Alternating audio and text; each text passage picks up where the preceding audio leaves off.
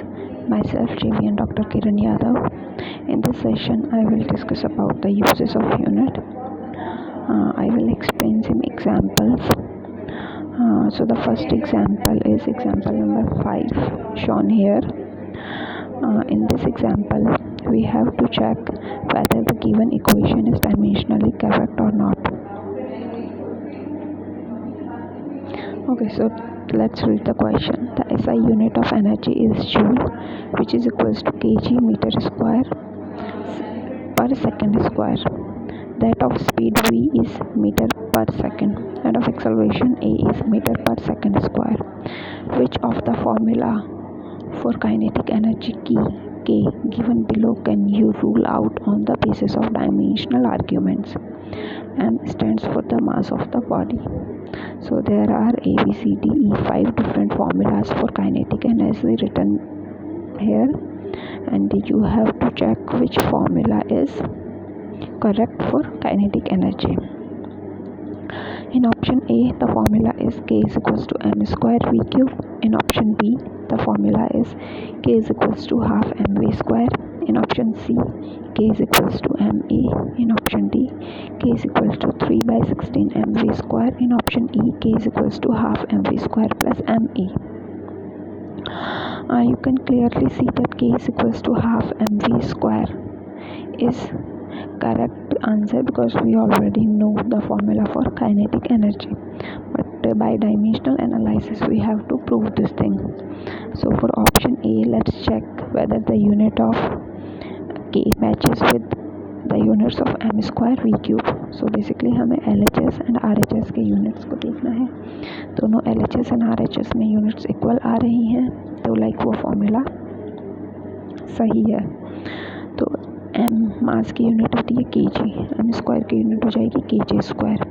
Velocity की unit given है metre पर सेकेंड, तो उसकी यूनिट हमने मीटर पर सेकेंड रख दी.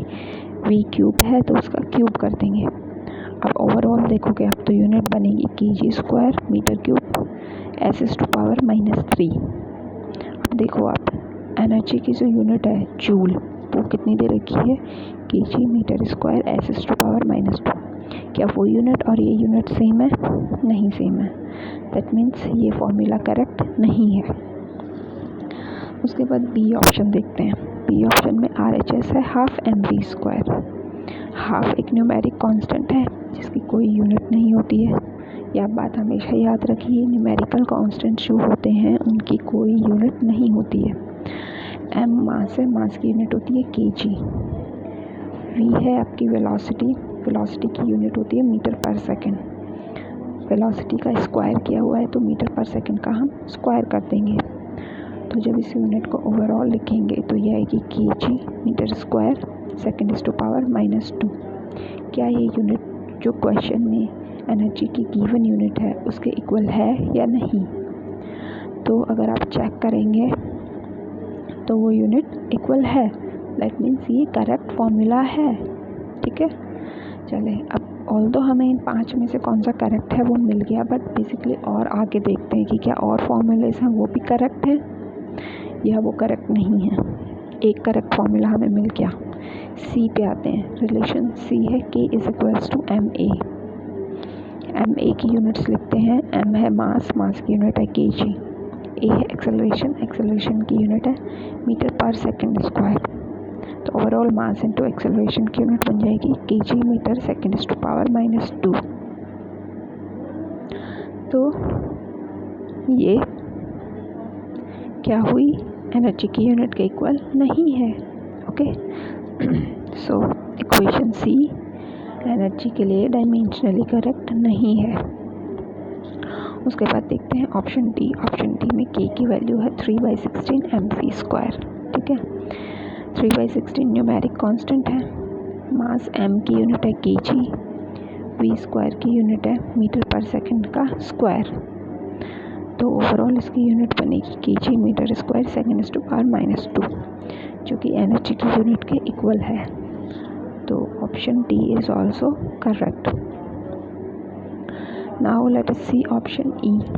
ऑप्शन ई में 2 टर्म्स हैं. RHS में 2 टर्म्स हैं बेसिकली. फर्स्ट है हाफ mv स्क्वायर और दूसरी है ma. पहले हम हाफ mv² देखते हैं। हाफ mv² का हमने ऑलरेडी ऑप्शन बी में एनालिसिस किया हुआ है, उसकी यूनिट आई थी kg मीटर स्क्वायर पर सेकेंड स्क्वायर, तो वही यूनिट हो जाएगी। हम m into A, M A की यूनिट देखते हैं। एम ए की यूनिट आई थी ऑप्शन सी में, देखिए एम ए की यूनिट आई थी kg मीटर पर सेकेंड स्क्वायर। ठीक है, तो हमने दोनों की यूनिट्स रख दी, दोनों क्वांटिटीज़ की यूनिट्स डिफरेंट हैं, तो ये इक्वेशन भी डायमेंशनली करेक्ट नहीं है, बिकॉज ऐसे दो डिफरेंट टर्म्स आती हैं प्लस माइनस में, तो आप इंडिविजुअली हर एक टर्म की डायमेंशन निकाल के उसको चेक करते हैं कि वो इक्वल है या नहीं। तो अगर ऐसे प्लस माइनस टर्म्स हों बीच में और दो यूनिट्स आ रही हों, दोनों डिफरेंट हों, तो हम उनको ऐड नहीं कर सकते हैं। ठीक है, तो डायमेंशनल एनालिसिस के बेसिस पे ऑप्शन ए, ऑप्शन सी और ऑप्शन ई इनकरेक्ट है, option B and option D सही है। ठीक है, अब ऑप्शन बी और ऑप्शन डी दो ऑप्शन सही आए हैं, लेकिन हमें पता है काइनेटिक एनर्जी का फॉर्मूला क्या होता है, हाफ mv²।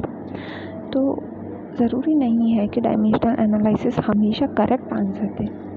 लाइक यहाँ पे ये डी ऑप्शन को भी करेक्ट दिखा रहा है, जो कि सही नहीं है।